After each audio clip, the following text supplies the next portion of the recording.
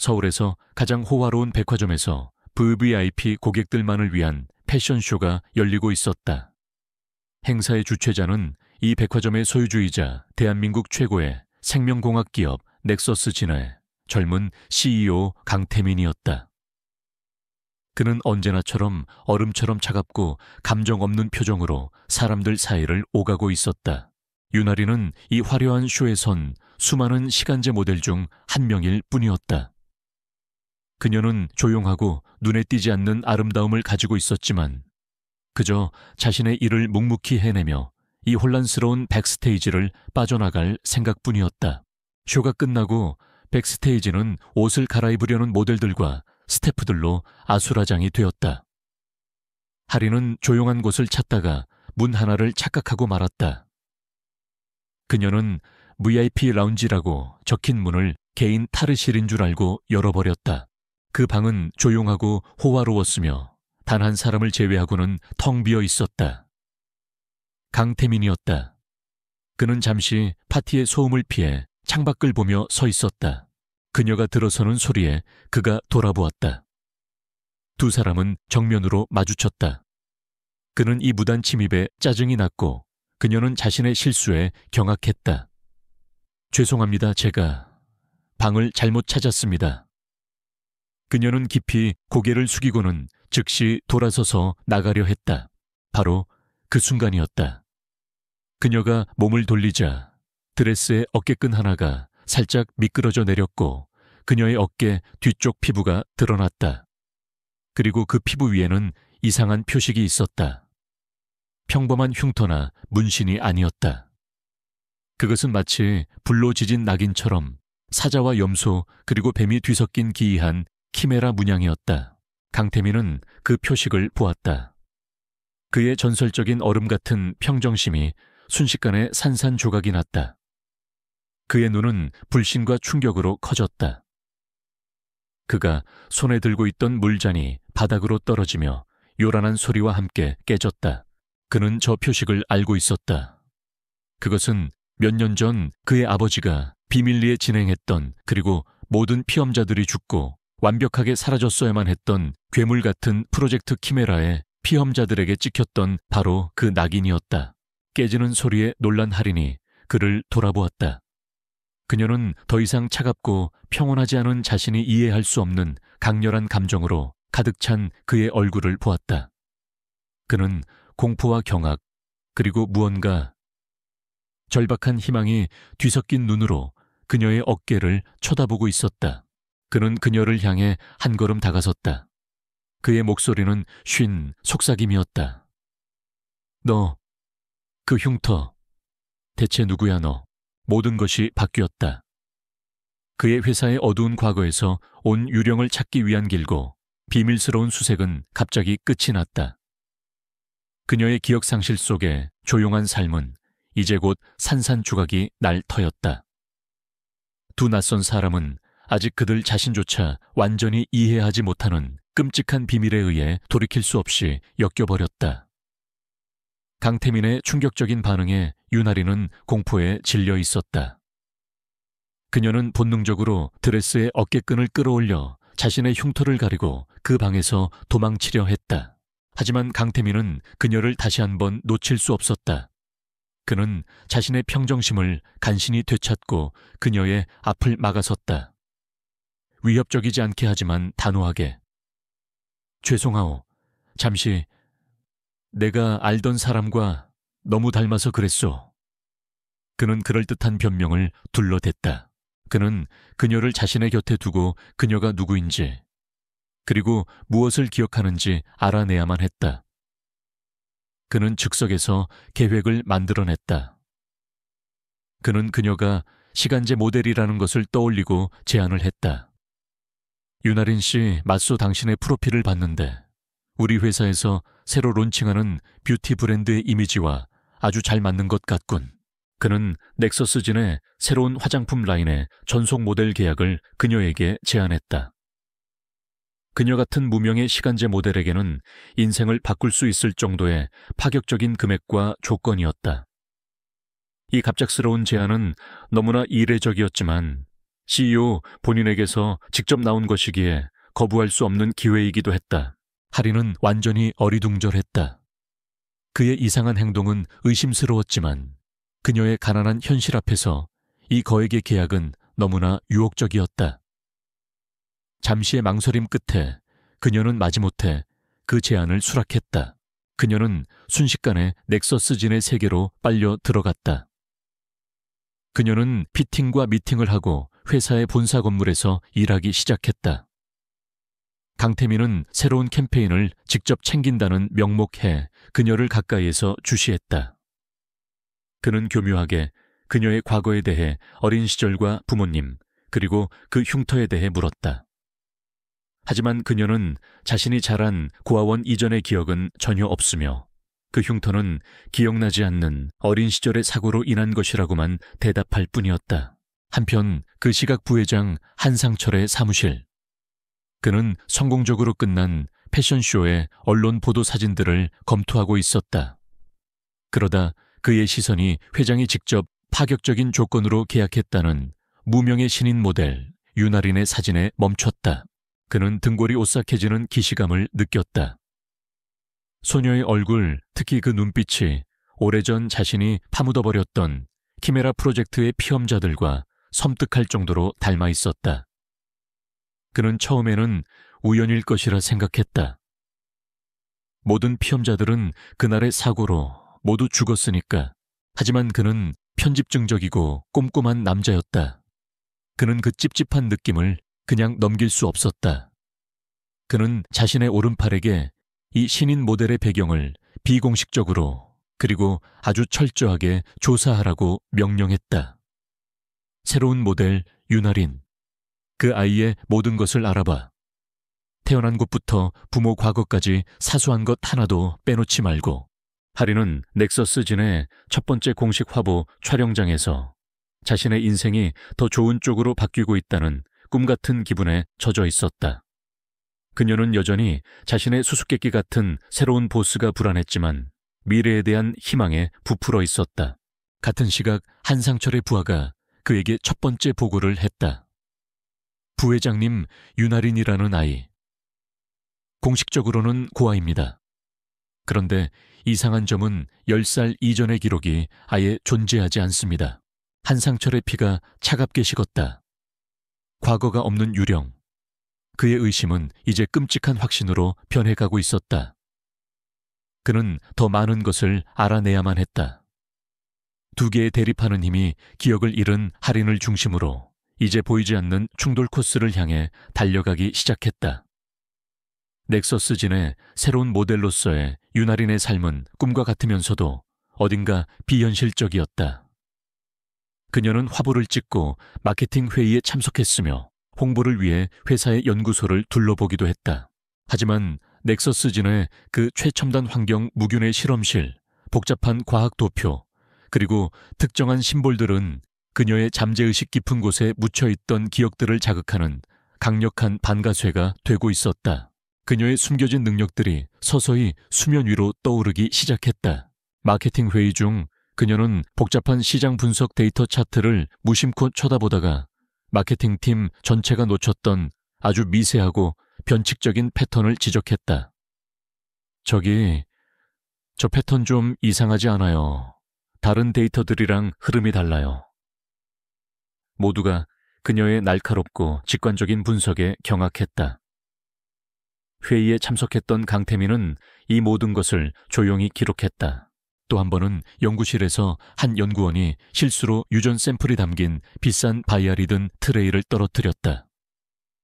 모두가 반응하기도 전에 할인은 불가능에 가까운 속도와 우아함으로 움직여 단 한 방울도 흘리지 않고 공중에서 그 트레이를 낚아챘다.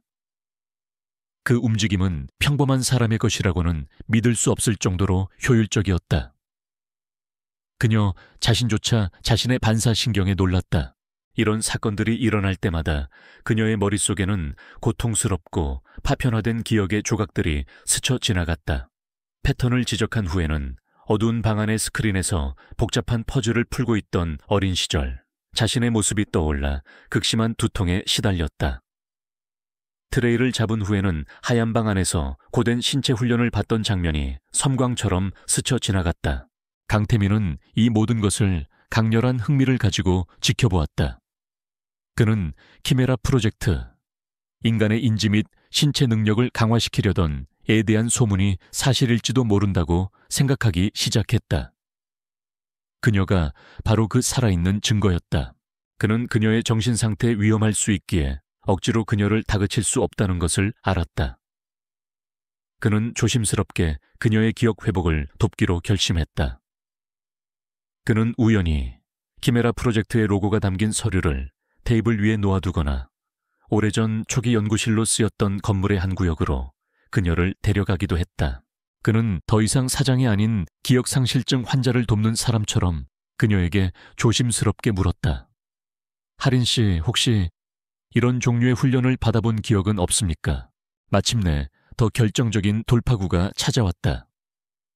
태민은 오래된 홍보 자료를 찾는다는 핑계로 그녀를 회사의 자료 보관실로 데려갔다. 그는 그녀에게 넥서스진의 창립 멤버들이 담긴 낡은 단체 사진 한 장을 보여주었다. 사진 속에는 그의 아버지와 그 옆에서 환하게 웃고 있는 젊은 시절의 한상철 이사가 있었다. 하린의 시선이 한상철의 얼굴에 닿는 순간 그녀의 머릿속에서 지금껏 경험했던 것 중 가장 선명하고 끔찍한 기억의 섬광이 터져 나왔다.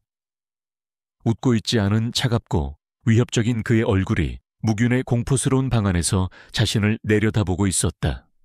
순수하고 원초적인 공포가 그녀의 온몸을 덮쳤다.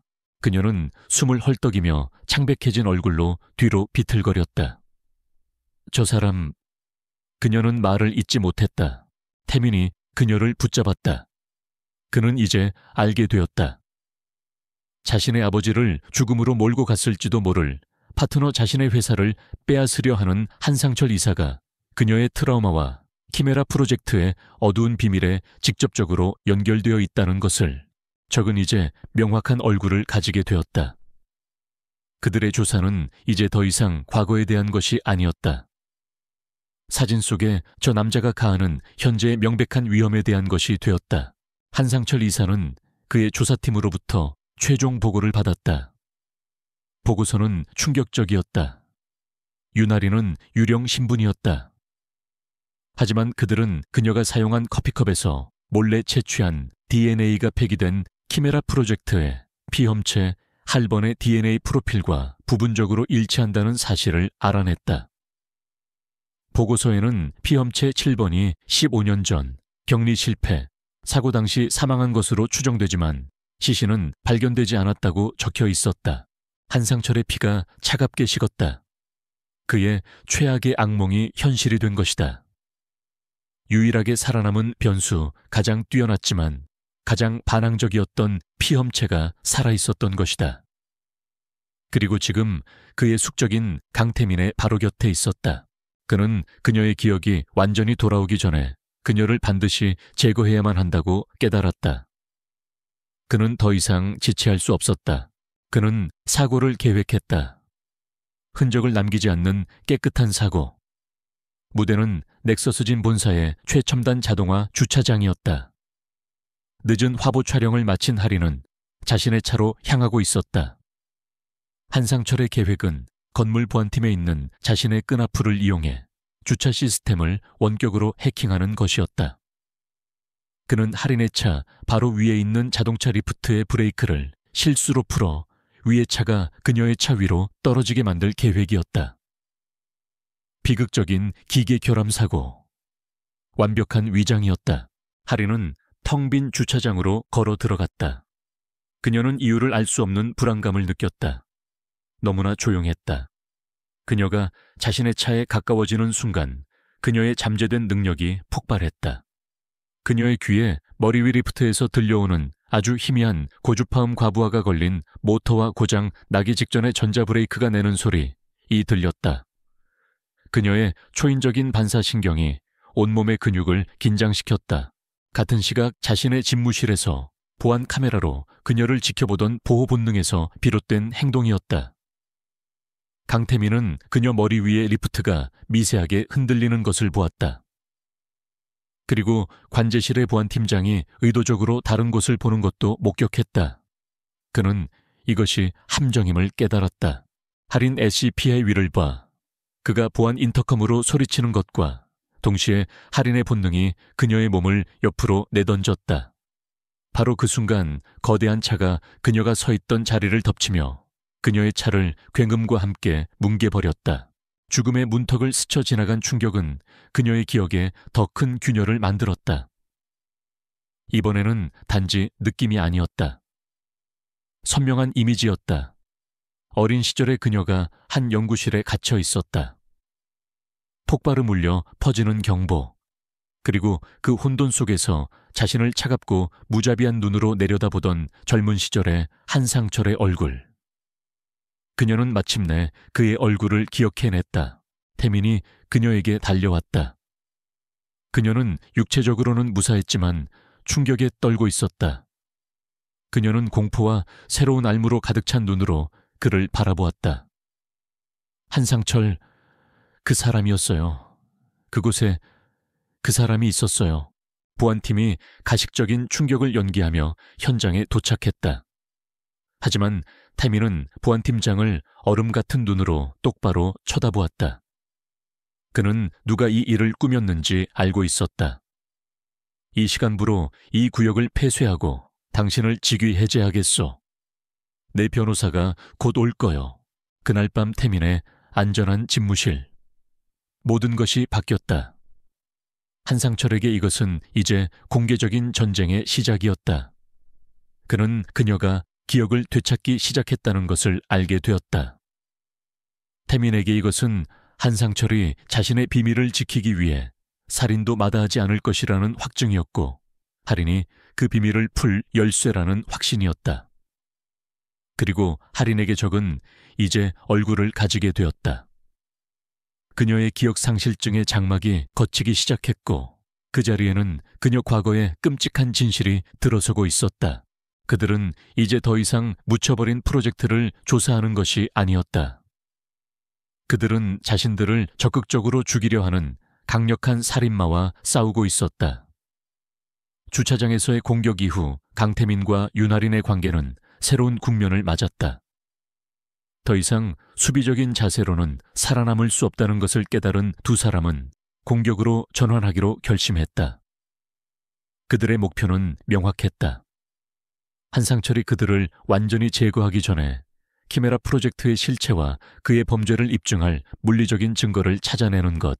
열쇠는 할인의 기억 속에 있었다. 태민은 그녀의 기억을 자극하기 위해 회사 창립 초기의 낡은 사진들과 그 시대의 자료들을 그녀에게 보여주었다. 마침내 그녀는 기억의 한 조각을 떠올렸다. 그것은 장소에 대한 기억이었다. 넥서스 진 본사의 가장 오래된 건물 지하. 15년 전 화학물질 유출 사고 이후 공식적으로 완전히 폐쇄되고 봉인된 구역. 바로 다이달로스 윙이라 불렸던 곳이었다. 그 사고는 사실 피험자들을 모두 제거하고 프로젝트를 묻어버리기 위한 위장이었다. 그녀는 봉인된 정문이 아닌 비밀스러운 비상통로의 위치를 파편화된 기억 속에서 그려냈다. 한편 그 시각 한상철 이사는 초조함에 휩싸여 있었다.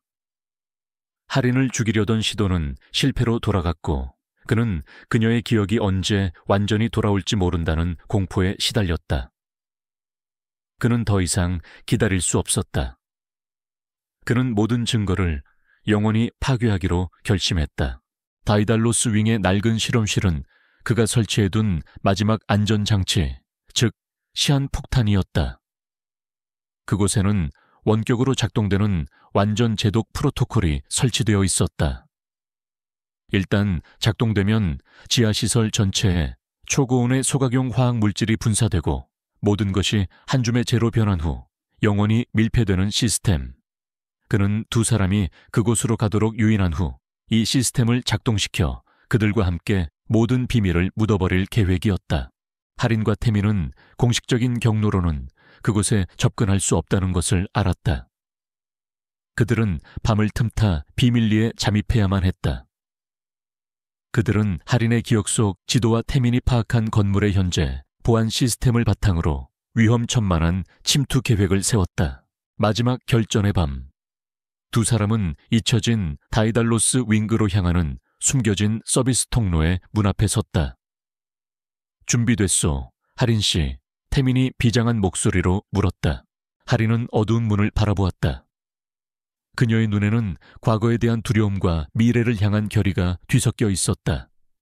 네, 내 과거를 찾으러 그리고 당신 아버지의 정의를 찾으러요. 그들이 문을 열고 잊혀진 실험실의 어둠 속으로 발을 들여놓는 순간, 다른 곳에서 한상철은 자신의 사무실 보안 모니터를 보고 있었다. 숨겨진 서비스 통로의 문이 열렸다는 조용한 경보가 뜬 것이었다. 그의 얼굴에 잔인한 미소가 번졌다. 그는 손에 든 원격 기폭 장치를 집어들었다.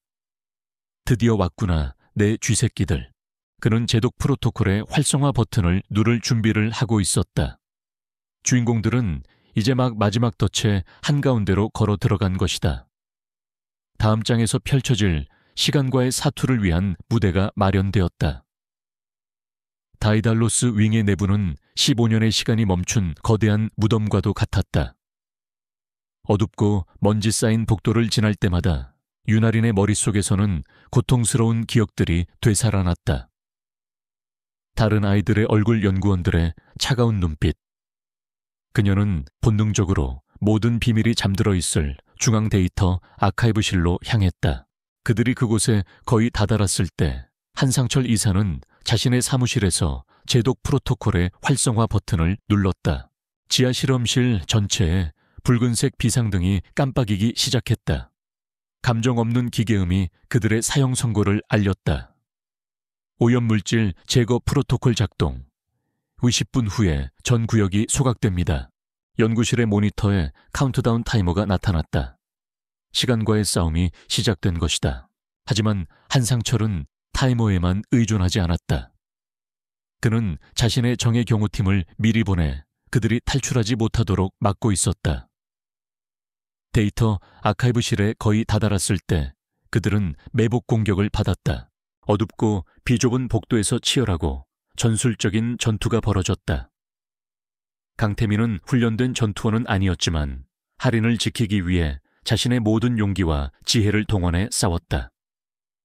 그는 지형지물을 이용하여 적들을 막아섰다. 바로 그때 극도의 스트레스 상황 속에서 키메라 프로젝트가 그녀에게 심어두었던 잠재된 전투 능력이 완전히 깨어났다. 그녀는 더 이상 피해자가 아니었다. 그녀는 그들이 만들어낸 이제는 그들의 심장을 겨누는 무기였다. 그녀는 치명적인 정확성과 민첩함으로 움직이며 공격자들을 무력화시켰다. 태민이 주력 부대를 막아서는 동안 하리는 데이터 아카이브실의 잠금 장치를 해제하고 안으로 들어갔다. 그녀는 모든 키메라 피험자들의 원본 파일과 태민 아버지의 사고에 대한 진실이 담긴 바로 그 서버를 찾아냈다. 그녀는 휴대용 하드 드라이브에 고속으로 데이터를 전송하기 시작했다. 카운트다운은 무자비하게 흘러가고 있었다. 데이터를 확보했지만 주 출입구는 이제 불길과 적들에게 막혀 있었다. 탈출구는 단 하나. 할인의 기억이 그 열쇠를 제공했다. 그녀는 한상철이 프로젝트를 장악하기 전 원래의 연구 책임자였던 그녀의 아버지 같았던 박사가 만일의 사태를 대비해 만들어두었던 비밀 비상탈출 터널을 기억해냈다. 그것은 도시 지하에 버려진 지하철 노선으로 이어지는 길이었다. 그들이 터널의 비밀 입구를 향해 달려가는 동안 마지막 제독 경고음이 울려 퍼지고 있었다. 그리고 바로 그 입구에서 한상철의 경호팀장이 그들의 앞을 막아섰다. 마지막 결전이었다. 제독 프로토콜의 타이머가 0에 도달했다. 그들의 등 뒤에서 소각용 화학물질이 뿜어져 나오는 굉음이 들려왔다. 그들은 모든 것을 삼켜버릴 불길이 그들에게 닿기 전에 마지막 적을 쓰러뜨리고 문을 통과해야만 했다. 그들의 생존을 위한 마지막 절박한 사투가 시작되는 그 순간 6장의 막이 내리고 있었다.